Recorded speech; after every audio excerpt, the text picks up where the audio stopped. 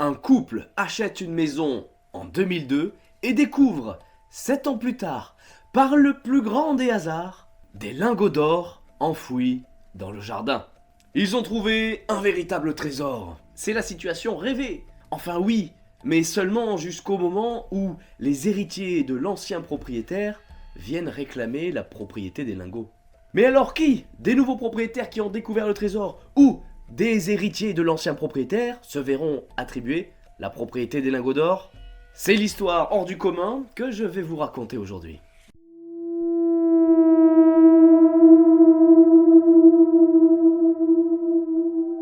Bonjour, je suis Dorian Fournier, je suis diplômé notaire et aujourd'hui je prends plaisir à vous conter des histoires judiciaires du passé hors du commun pour en tirer, si possible, des enseignements utiles. Et notre affaire est plutôt contemporaine car son dénouement date de 2018. Comme quoi, il n'y a pas besoin de remonter à l'époque des pirates pour trouver des histoires de trésors. En fait, vous allez peut-être trouver ça drôle, mais la notion de trésor existe en droit français. C'est même une notion abordée par le Code civil depuis son origine, depuis 1804. Je reviendrai un peu plus tard dans l'explication de l'affaire sur cette notion de trésor, car c'est une notion fondamentale aujourd'hui pour comprendre le dénouement de cette affaire. Dénouement que d'ailleurs vous risquez de trouver assez injuste, et vous me direz en commentaire ce que vous en avez pensé. Rappelons les faits de l'affaire. Un couple achète une maison en 2002. Il découvre en 2009, puis en 2013, des lingots enfouis dans le sol du jardin de la maison, et font alors connaître leur découverte au service de police, à la mairie et à la Banque de France. Avouez quand même qu'ils font les choses bien. D'aucuns se seraient bien gardés d'annoncer cette découverte. En l'occurrence, je trouve qu'ils ont été très honnêtes dans leur démarche. Pensez-y un instant, qu'est-ce que vous feriez, vous, si vous découvriez des lingots d'or enterrés dans votre jardin? Est-ce que vous en parleriez ou non? Et dites-moi en commentaire, est-ce que vous cacheriez cette découverte?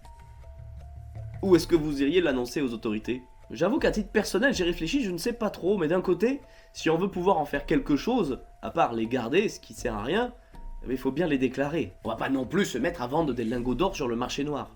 Bref, une fois les lingots découverts et déclarés aux autorités compétentes, ils en vendent une partie et conservent l'autre. Mais en 2014, les héritiers du vendeur de la maison agissent en justice. Ils revendiquent d'une part la propriété des lingots d'or qui sont restés en la possession des propriétaires actuels de la maison et demandent d'autre part la restitution du prix des lingots d'or qui ont été vendus. Voilà ce qui ouvre le début de notre affaire. Maintenant, le couple propriétaire de la maison doit se défendre et ils invoquent à cet effet 3 arguments principaux pour tenter de conserver la propriété des lingots d'or.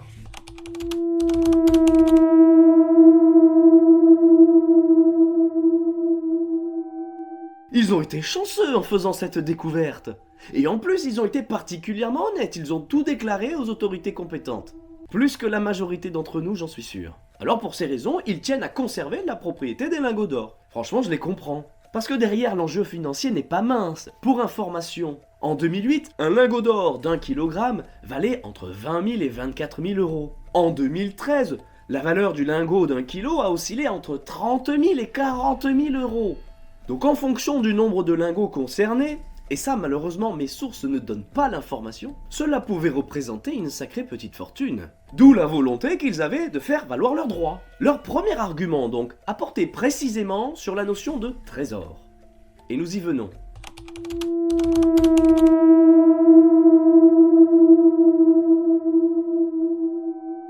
C'est une notion de droit comme je vous l'ai dit. Elle apparaît à l'article 716 du Code civil. Je vous présente rapidement l'article tel qu'il est écrit dans le Code civil, avant d'en tirer quelques conclusions utiles pour notre affaire. L'alinéa 1 nous dit « La propriété d'un trésor appartient à celui qui le trouve dans son propre fonds.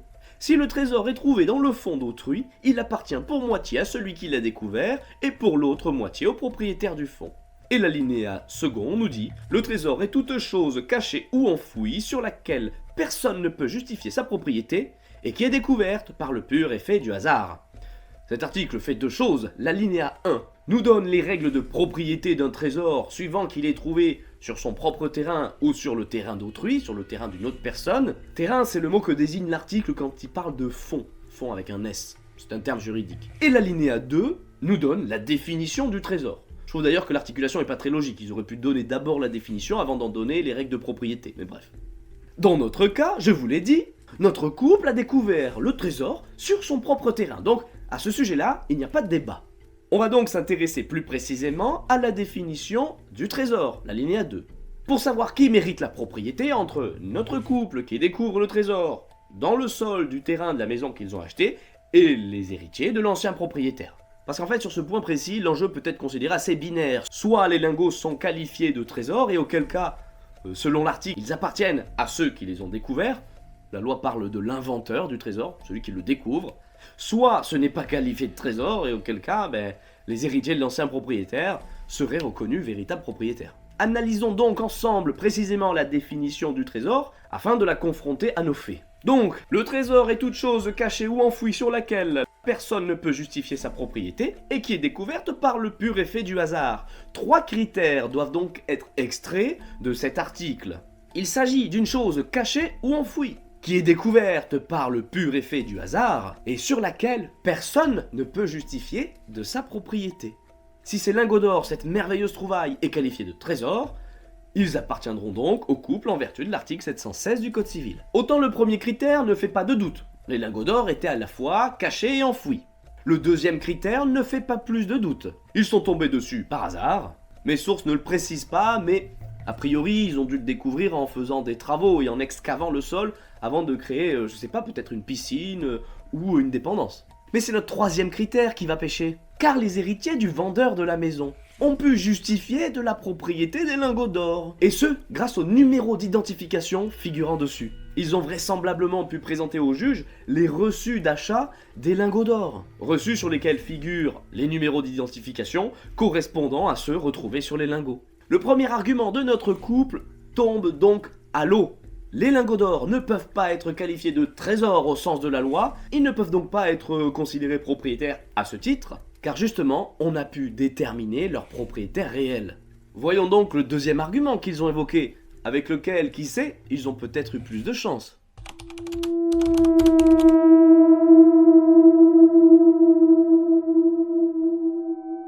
En fait de meuble, la possession vaut titre. Derrière cette expression étrange se cache, là aussi, une ancienne règle du Code civil. Elle apparaît aujourd'hui à l'article 1er de l'article 2276 du Code civil. Et c'est en se basant sur cet article que notre couple a voulu se voir reconnaître la qualité de propriétaire des lingots d'or, à défaut d'avoir pu prouver cette qualité avec la notion de trésor qu'on vient de voir. Et c'est vrai que si on se contente d'appliquer de façon un peu simpliste la règle, on comprendrait que le seul fait d'être en possession d'un bien meuble, un bien meuble c'est un objet que l'on peut bouger, à l'opposé d'immeuble, qui est statique, ok ? Donc on comprendrait que le fait d'être en possession de bonne foi, je précise, d'un bien meuble ou mobilier, emporte, de ce seul fait, titre de propriété du bien. D'où l'expression « en fait de meuble, possession vaut titre ». Effectivement, ils étaient bien en possession des lingots d'or, puisqu'ils les ont découverts par hasard, sur leur terrain. Ils n'ont trompé personne. Ils n'ont même pas tenté de dissimuler leur trouvaille. Rappelez-vous qu'ils ont déclaré leur découverte à la mairie, à la police et à la Banque de France quand même. Et pourtant, les juges ont encore refusé de leur attribuer la propriété à ce titre. Tout simplement parce que les juges ont considéré que cette règle, en fait de meuble à possession vaut titre, ne s'appliquait pas à cette hypothèse. Cette règle n'est pas là pour empêcher le véritable propriétaire de revendiquer la propriété de son bien, dès lors qu'il peut prouver qu'il en est propriétaire. Et c'est exactement ce qu'ont fait les héritiers du vendeur de la maison. Rappelez-vous, ils ont justifié de leur qualité de propriétaire avec les numéros d'identification sur les lingots.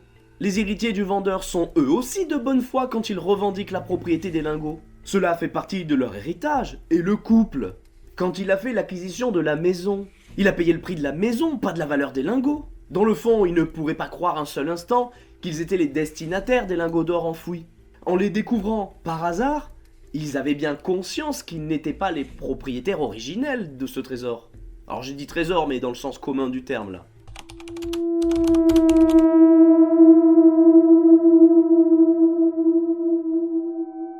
Le troisième argument du couple pour essayer de se voir reconnaître la qualité de propriétaire tient effectivement dans ce titre un peu barbare. Ils ont soutenu que l'action en revendication de la propriété des lingots d'or par les héritiers du vendeur de la maison était prescrite. Pour rappel, quand on parle de prescription, on parle du délai au bout duquel il n'est plus possible d'agir. Il n'est plus possible d'agir en justice. D'ailleurs, on en entend beaucoup parler dans la presse à propos des crimes lorsque les victimes tardent à agir. Et puis on le dit aussi dans le langage courant. Il y a prescription en parlant d'un fait qui est tellement ancien que bon, c'est pardonné. En tout cas, sans être pardonné, tant pis, on ne peut plus agir contre. Et bien là c'est pareil, le couple a soutenu que les héritiers avaient tardé à agir. Et c'est bien gentil de le dire, mais devant un tribunal, quand on a un argument, il faut le baser sur la loi. Et bien là, ils ont voulu se fonder sur l'alinéa 2 de l'article 2276, encore lui, qui nous dit « Néanmoins, celui qui a perdu ou auquel il a été volé une chose peut la revendiquer pendant 3 ans à compter du jour de la perte ou du vol, contre celui dans les mains duquel il la trouve, sauf à celui-ci son recours contre celui duquel il la tient. » Vous voyez quand même là que la façon dont c'est écrite, c'est un peu alambiqué. Mais nous ne sommes pas là pour rentrer dans le détail littéraire de l'article. C'est donc leur argument. Sauf que, non seulement les lingots n'ont été ni perdus ni volés, ils ont été enfouis délibérément, donc cette règle n'a pas vocation à s'appliquer, mais surtout, la loi nous dit que le droit de propriété est imprescriptible. Donc, les héritiers du vendeur de la maison pouvant justifier de la propriété des lingots d'or au moyen des numéros d'identification, ils pouvaient revendiquer leur propriété n'importe quand, avec une seule limite à cela. Seul une usucapion, au bout d'une possession pendant plus de 30 ans, aurait pu permettre au couple de s'opposer à leur action en revendication. Mais nous aborderons ensemble cette notion dans un prochain épisode.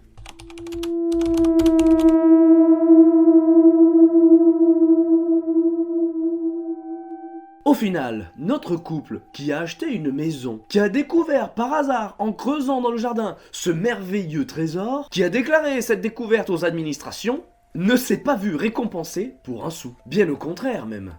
La morale de cette histoire est la suivante. Enterrer un trésor est un bon moyen pour le préserver, même si quelqu'un le découvre, mais à condition de pouvoir prouver que vous êtes propriétaire de son contenu. Non, c'est une blague, c'est pas une vraie morale, ne faites pas ça. Là, en l'occurrence, ils ont eu de la chance. Les héritiers de celui qui avait enfoui le trésor avaient des éléments tangibles pour prouver la propriété. Ils avaient de la chance que les lingots d'or qui étaient enterrés possédaient un numéro d'identification et qu'ils possédaient le justificatif d'achat. Sinon, le dénouement de cette affaire aurait été certainement bien différent. Dans tous les cas, si vous avez un questionnement avec votre propriété immobilière, venez en parler avec votre notaire. En plus, ça rime, à mon avis, ce n'est pas pour rien. Il pourra analyser juridiquement la situation et vous conseiller de la meilleure des façons. Je pense que j'ai une âme de poète. Il pourra vous dire notamment si la découverte que l'on fait chez soi constitue un trésor ou non au sens de la loi. Bon, je suis très heureux d'avoir parlé trésor avec vous. Si vous avez aimé cette vidéo, dites-le avec un like. Pensez à vous abonner et à activer les notifications si vous ne voulez pas rater les prochaines histoires judiciaires hors du commun.